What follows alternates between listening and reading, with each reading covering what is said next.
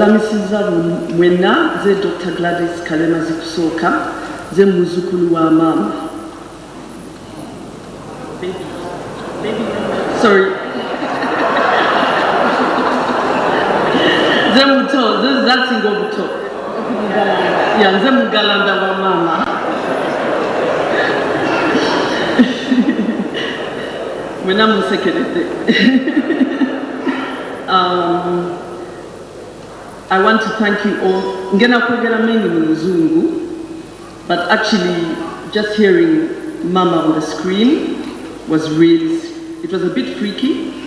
Kubanga, I just felt like Mama was still here. And I know she's here with us today, watching us from heaven. It's been a very rough week for me, Nachi, my sister, and the whole family. William here in Kampala, Tabade, Nairobi. So Jotu wakomeza wa Maama wana Uganda. We didn't expect it to happen so soon.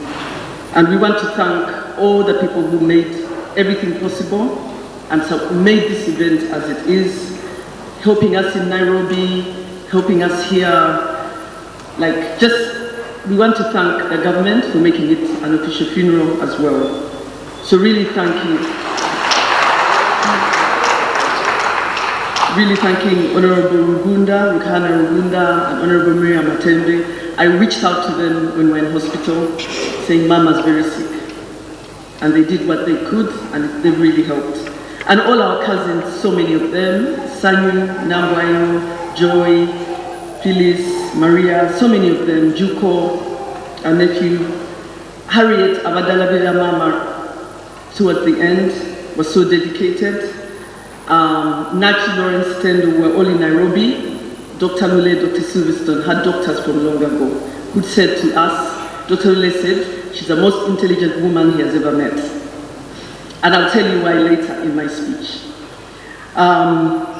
So though we came with Mama, as soon as we arrived at the airport, I was like, hey, after a while I'm like, Rachi Mama, every time we travel, Mama has to call and say, she calls you when you're in immigration. Or to Sebulunji, you're on a transit somewhere in Amsterdam or something, Colombia, Mama calls, you're like, I have to get off the phone, they want us to get off the phone. She's always looked out for us. And before she became less mobile, she used to come to the airport every day to take us and to pick us up from when we were very little. I remember our late brother Peter would say, Emilimu Jegwanga Jino Kubwa Kubanga Mama Gena Kuchima Naluwa airport when she was a minister. So she's been such a doting mother to all of us. She really has, and it's going to be very difficult to adjust. So what did I learn from Mama? Mama had a to-do list. I think we talked about it last night with some of my cousins. And that to-do list was even there in her diary when we checked her diary afterwards. You'd wake up in the morning, even if you're in holidays, and Mama would say, what are you going to do today? Even in holidays, you're not supposed to be doing nothing. Whether you're going to say 2 hours of reading, 2 hours of play, but you have to give her a program for the day. And that has carried us all through life. We always have our to-do list and we tick it off accordingly. Mama is a perfectionist. It's good and bad, but that's why she took 20 years to write her book. It wasn't perfect enough, but it's a brilliant book, and we really encourage you to read it.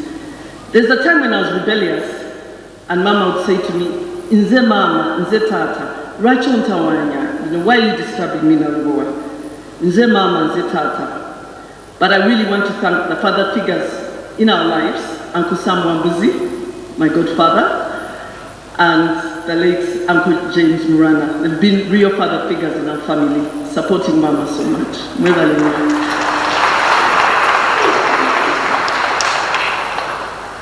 When I was at King's College, Budo, and I'm glad Dr. Amos mentioned, we were in the same class. We're not going to talk about the things we used to do, because it's only to us, off record.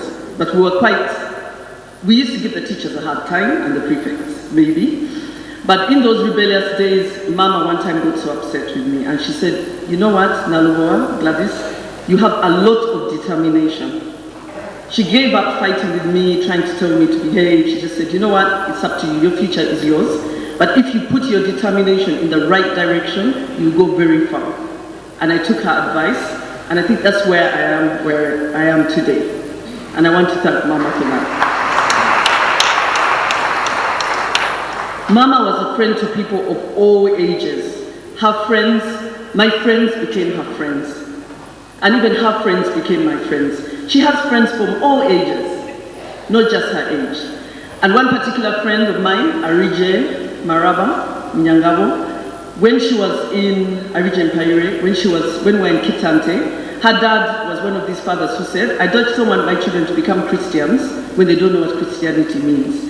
Dr. Mpaire, the late Dr. Mpaire. So he said they can only be baptized when they know what Christianity is. So when Arije, I think was, maybe 10, 11 or 12, she chose Mama Rhoda as her godmother. And just shows how much my friends became her friends.